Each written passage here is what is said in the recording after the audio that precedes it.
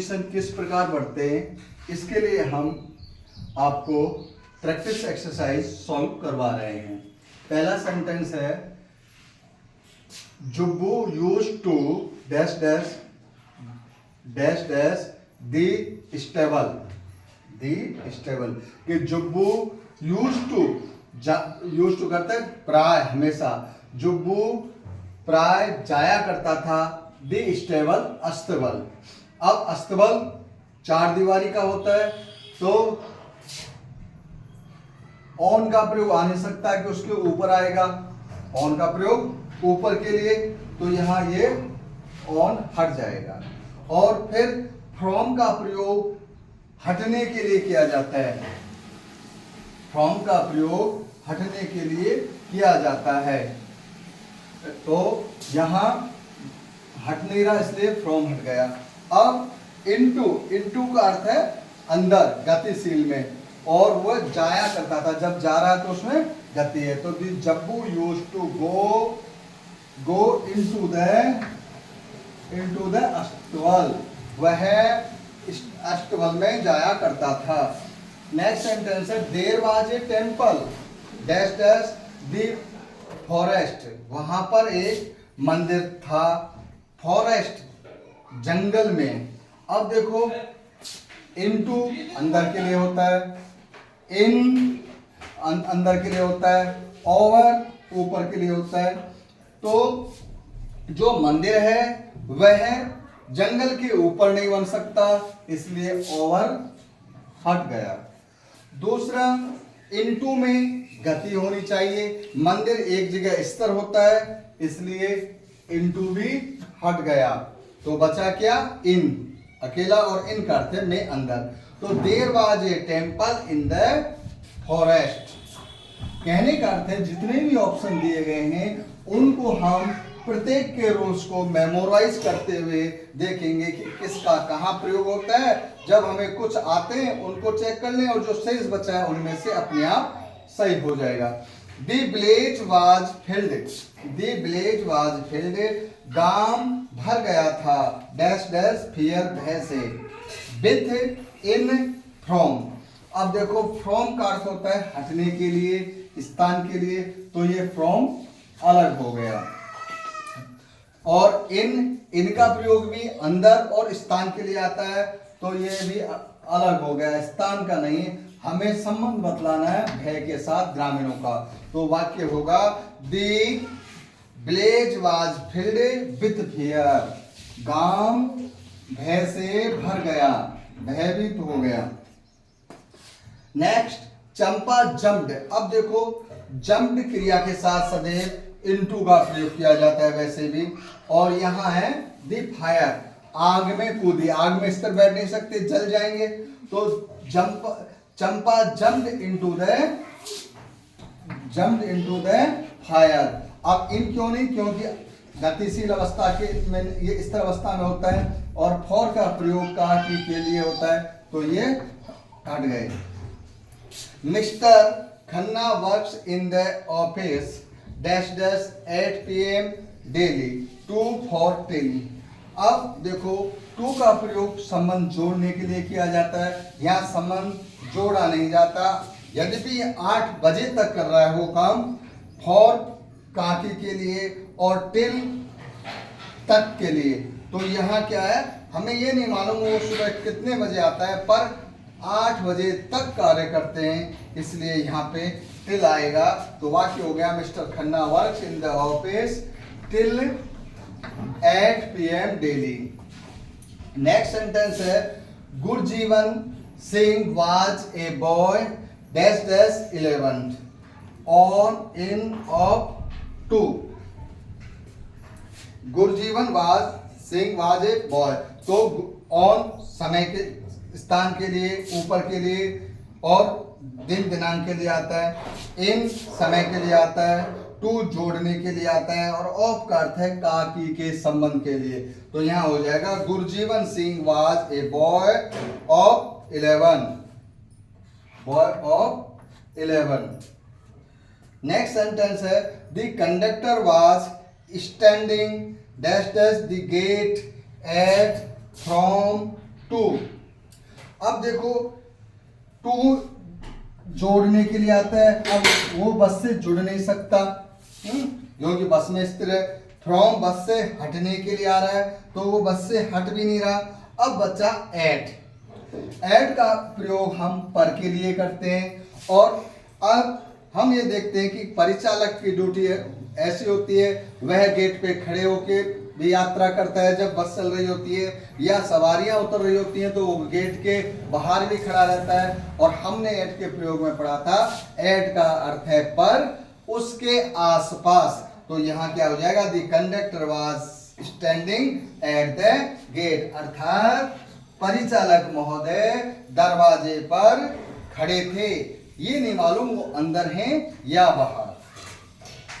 The computer is dash dash from in on. अब computer table संबंध बदलाया जा रहा है और कंप्यूटर छोटा होता है, टेबल बड़ी होती है, इसलिए यहाँ ऑन का प्रयोग आएगा।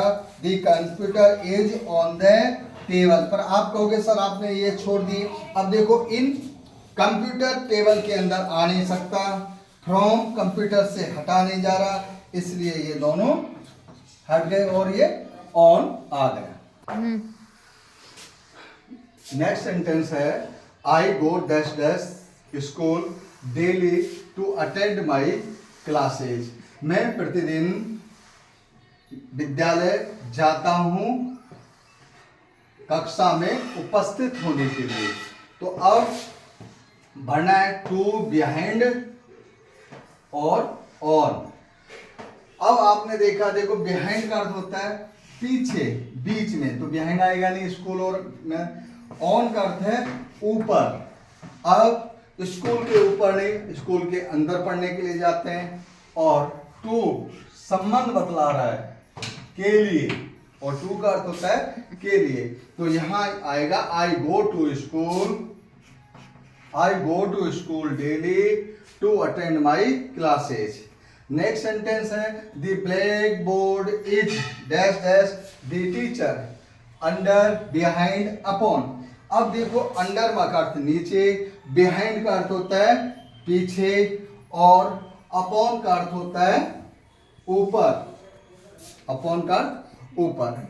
अब देखिए ब्लैक बोर्ड जो श्याम पट है, अध्यापक के नीचे नहीं हो सकता, अध्यापक के नीचे नहीं हो सकता, इसलिए अंडर हट गया।